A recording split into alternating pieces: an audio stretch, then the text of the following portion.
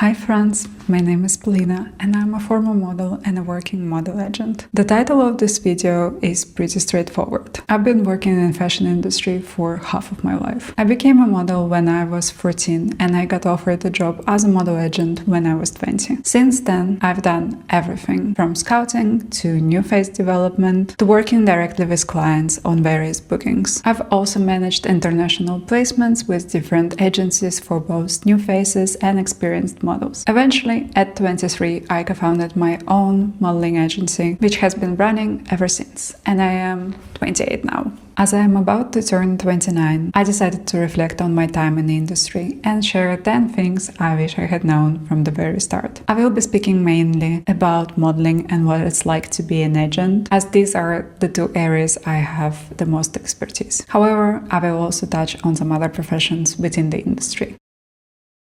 The general public, and so as the people entering the industry, tend to have a very dreamy, sometimes even delusional perception of the industry. Whether you want to become a model, a well-known fashion designer, open your own brand, become a celebrity stylist, a casting director, or a famous makeup artist, there is so much at stake before you even begin. Because for many, this is their biggest dream in life. People are ready to be underpaid. They are ready to take on this job as a side hustle while holding down a full-time job, all in hopes to one day turn this into a full-blown career. In my experience interviewing new faces, aspiring models, and even models who already have some experience in the industry, almost all of them dream of becoming famous. It's never just, oh, I want to be closer to the brands, or I want to travel the world and see different places. It is always, I want to be famous, I want to be a top model, I want to be an influencer.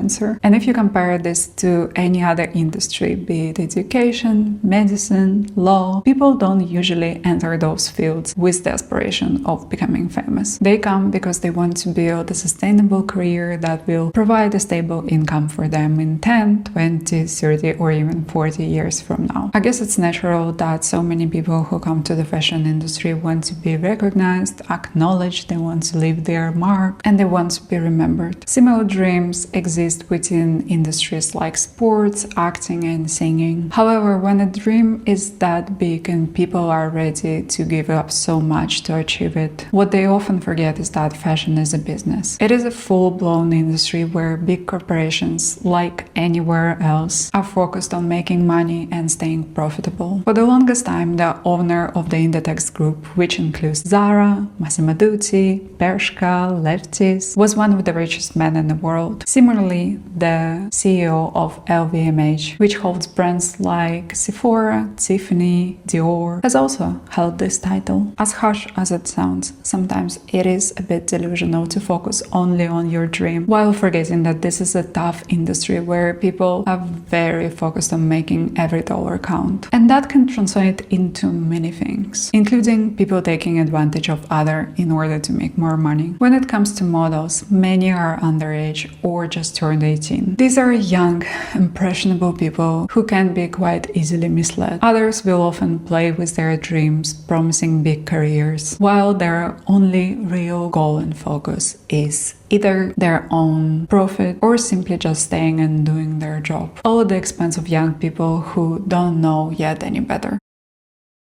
This video could really get bitter and sad, and I genuinely tried to avoid that. But the truth is, this industry is filled with many different forms of abuse. Until we acknowledge it openly and make sure that everyone who enters the industry understands that, we are continuing to feed the very same industry that takes advantage of them. There is financial abuse. Models often don't get paid for completed work for 3 to 6 months, which would be unacceptable in any other industry. On top of that, agencies have hidden fees that get quietly deducted from the model's earnings. After waiting for 6 months to get paid, it ends up being 500, 600, sometimes even €1,000 less than expected, with a list of costs that no one ever mentioned. That's why finding a financially stable market should be the goal for any aspiring model, and honestly, every model agent too. Then there's body image. As much as we wanted to believe that the industry made real progress when it comes to inclusivity and diversity, diversity. In 2026, we are taking major steps back. The rise of weight loss medications pushed an extremely thin physique back to the forefront, and corporations were the first to capitalize on that. Unfortunately, specifically in this industry, thinness is rarely a result of just healthy habits. It is often the product of harsh diets, under-eating, medication misuse, or ED, which remains very present in the industry. And then there's sexual abuse. There are still men in power who find ways to place themselves near beautiful young people. Speaking out is more accessible now than when I started, and it is even encouraged, but we still have a long road ahead. And events like release of the Epstein files show us that the surface has barely been scratched. In my own work as a model agent, the models I represent haven't experienced what I experienced, like being sent to a casting in a male agent hotel's room or being spoken sexually to on set. But that doesn't mean that I can confidently say that the industry is fully safe. Fellow agents often advise me to speak out less on the negative things in the industry and focus more on the positive side. But I genuinely don't believe that hiding problems serves anyone. I think it's far better to know what you're walking into from the start, so you can be prepared and you can spot troubling behavior much earlier, both for yourself and for the people around you.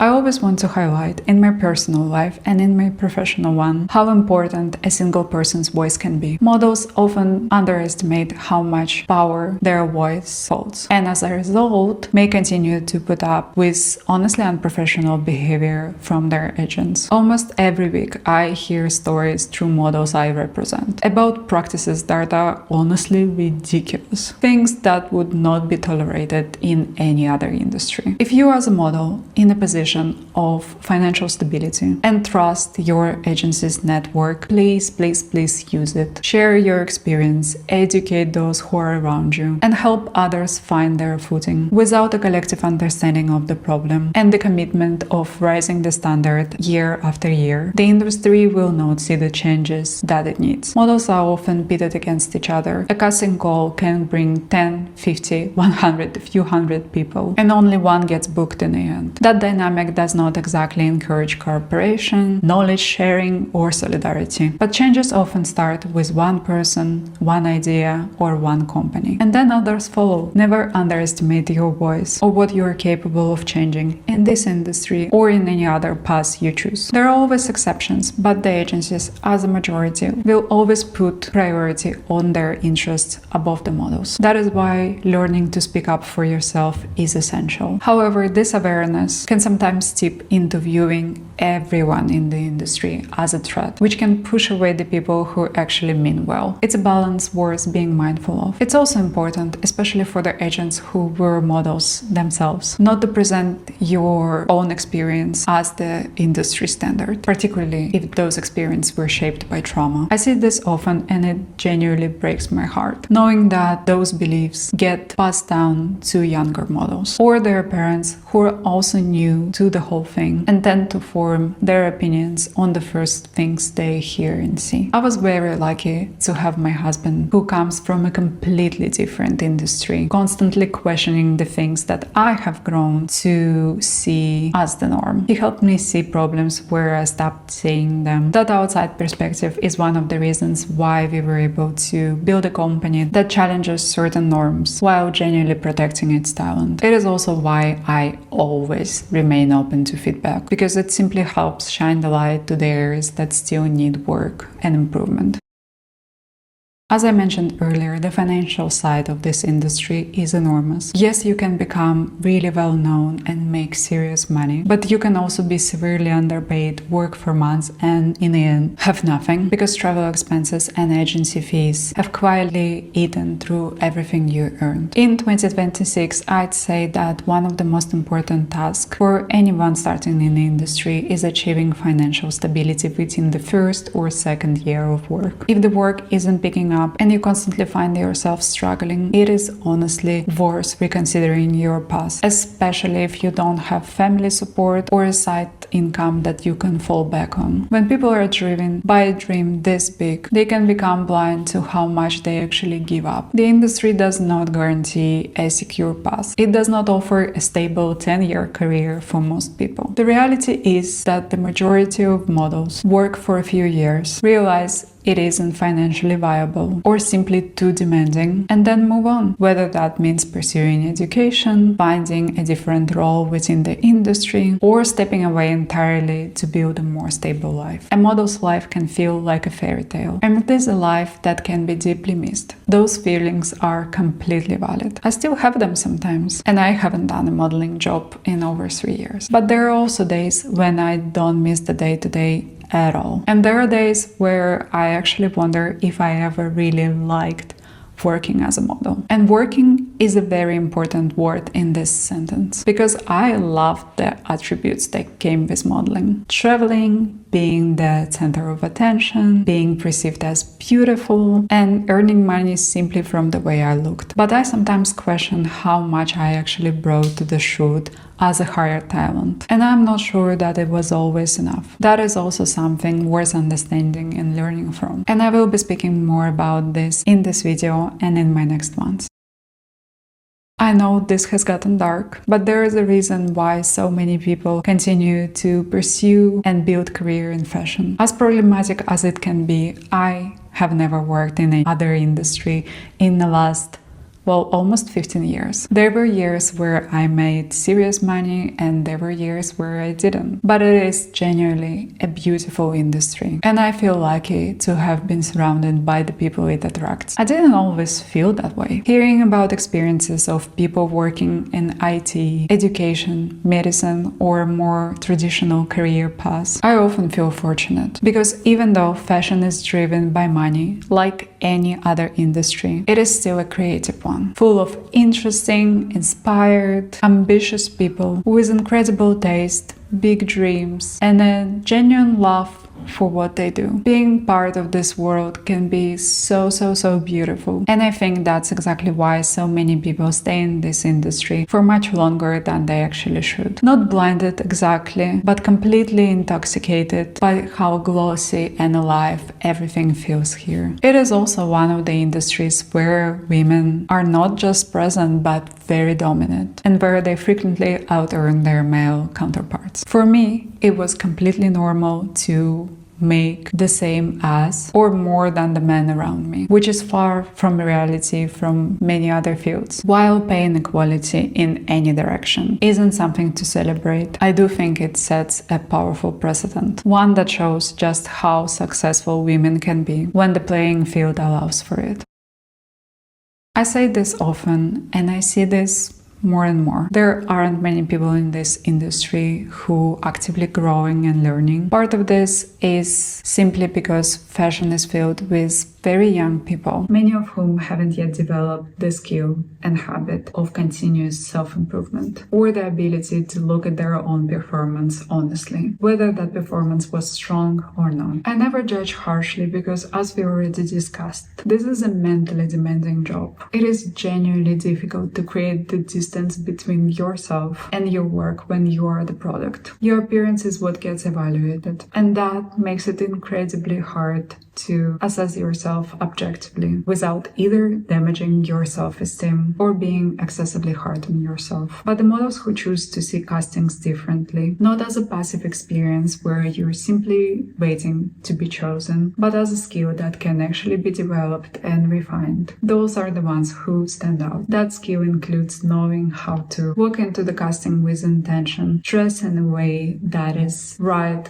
for a specific client's brief, spark a genuine conversation, win people over naturally, show that you understand and align with the brand. If you can find a way to reframe the hard moments, and there are many, the industry will likely break you at some point. That does not mean that there is no coming back from it. There absolutely is. And one of the biggest shifts I've noticed in these last 14-15 years is that people have started giving second chances. You can struggle in one market, you can can step away and return to it later, performing completely differently. But for that to happen, you do need to build a really healthy structure around yourself. That means taking care of your mental health, maintaining good physical habits, which includes eating well and moving regularly, and achieving a level of financial security. It means having a support system of people who genuinely understand this industry and won't judge you for its realities. And it also means holding on for love in this industry, for your craft, and honestly for yourself. This is an industry built on discomfort. If you are someone who thrives on predictability and calm, then with all love and support in this world, this may not be the right path for you. Or at the very least, it will require developing a completely new set of skills just to survive it. First and foremost, for your own sake and in order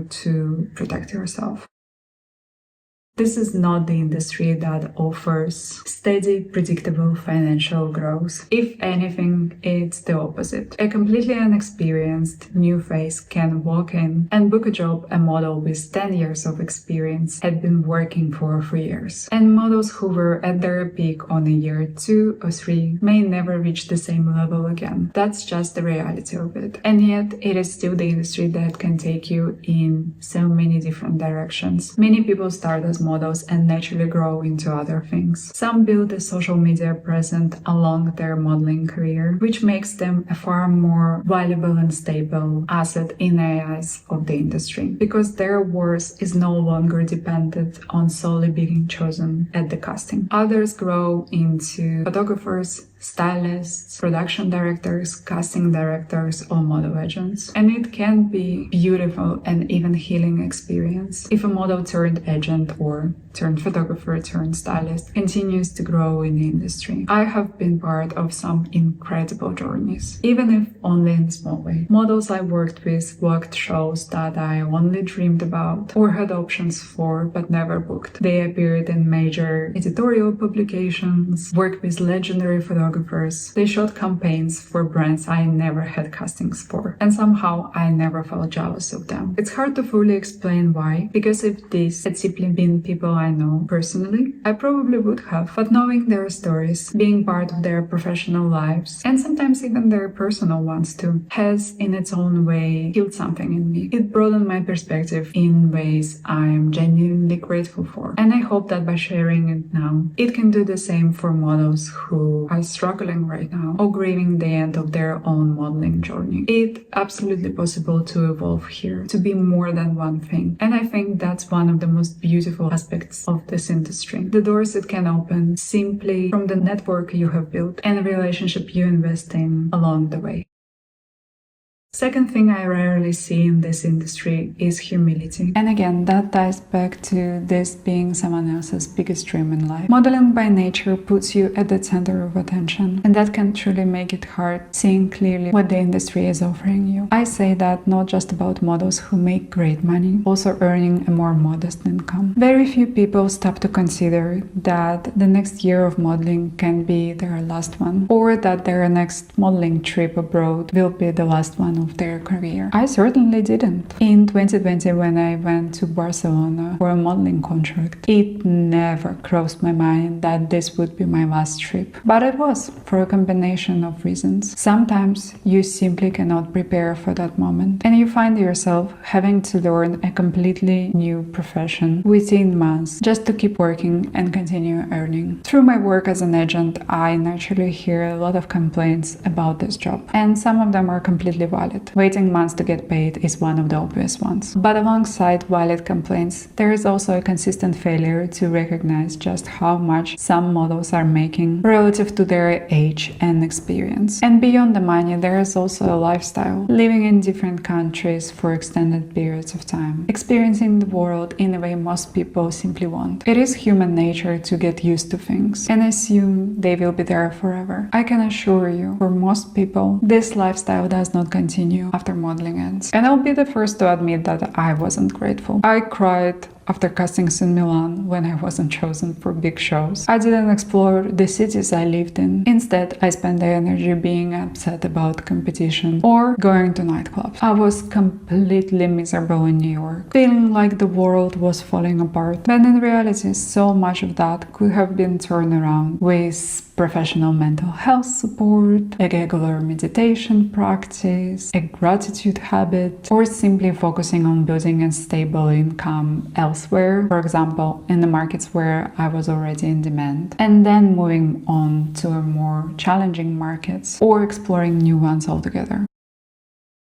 Despite everything I shared here, your path can be a completely different one. And that again is another beautiful thing about this industry. I can warn you about every possible outcome and problem, and none of it may actually apply to you. Which brings me to another lesson. Learn to judge things for yourself. Learn to trust yourself. Some models hate this industry and say it was the worst experience of their lives. Others are heavily influenced by the experience of the people around them. Learn to evaluate everything through your own lens, your own comfort, your boundaries, your own sense of what feels right. Because no two experiences in the industry are the same. Some will cry through their first trip to solo Paris. Others will thrive and cherish every day of it. Some will find financial instability unbearable, while others save every dollar they earn or have family support in the early years to lean on. Some will be overwhelmed by homesickness, while others will feel the most alive while they're away, whether that's on a new market or a country they've chosen to build their life in. Take working outdoors, for example. To some models, being asked to shoot outside in difficult conditions feels like the pinnacle of unethical behavior from clients and agents. To others, it's completely normal, something they can easily embrace in exchange for an additional job and income. Neither reaction is wrong, it simply depends on who you are. It's no secret, even from this video, that this industry is run on illusion. Photos are retouched, selfies are edited, even model digitals are photoshopped. Agencies listed on models.com aren't necessarily vetted, all simply paid for it and requested it themselves. A model working in China for catalogs might be earning more than the model working major shows and having a profile on models.com. Models scrub their accounts and remove all of the old posts just to appear as new faces to casting directors. Agents claim 20 years of experience but lack basic computer skills. The list goes on. Knowing this from the start saves you peace of mind and a lot of unnecessary stress. This industry, in its core, a carefully created illusion that has very little to do with actual real life. And that's okay, as long as you, whether you're a talent or simply a consumer, know this. Many things are hard to process when you're working as a model. It's almost impossible to truly distance yourself from your own modeling persona or from comparing yourself to the models around you. A lot of what I know and understand now about the industry and about myself as a former model only became clear once I became an agent and gained that outside perspective. From where I stand now, I can see how certain models perform, who grows faster, and what sets one model apart from the rest, even when they're all objectively beautiful to an outside eye. Some of it comes down to skill, but a lot of it is simply luck, in terms of appearance, how photogenic you are, or just a market preference at a given moment. Some models get more opportunities simply because they have a unique or sought after hair color. Others wouldn't have the same doors open to them if they weren't of a certain height. Ultimately, it's a deeply unfair industry. You might want it more than anyone in the world. You might be ready to travel full-time, give up university, sacrifice relationships, and still be outbooked by someone who have been working for 3 months in the industry, but simply have the height and the looks that the market wants at the moment. It's harsh, but that's one of the first things many models discover when they start to travel and go to castings. If what I'm sharing scares you, that in itself might be a sign that this path carries a risk of breaking your spirit. For those who are truly driven by their goals and dreams, nothing I share here will stop them, but it will make them sharper, more aware, and better equipped to protect both themselves and the models around them. Obvious Obviously, I have a lot to say. I could easily make a separate video on each of these topics alone. Many of them don't fully cover everything I want to share, and some points paint a pretty dark picture, but I hope they offer a valuable perspective, whether you're just starting out or have been in the industry for a while and are simply looking at things from a different angle. If you made it this far, wow, I applaud you. And I have one small request: leave a red heart in the comments. Sometimes writing a full comment feels awkward or unnecessary, but a simple heart would mean a lot to me. It's a small way of letting me know that you watched this far and have found this video valuable and maybe related to some of what I shared here. That's all for now. Thank you so much for being here, and I'll see you in my next one.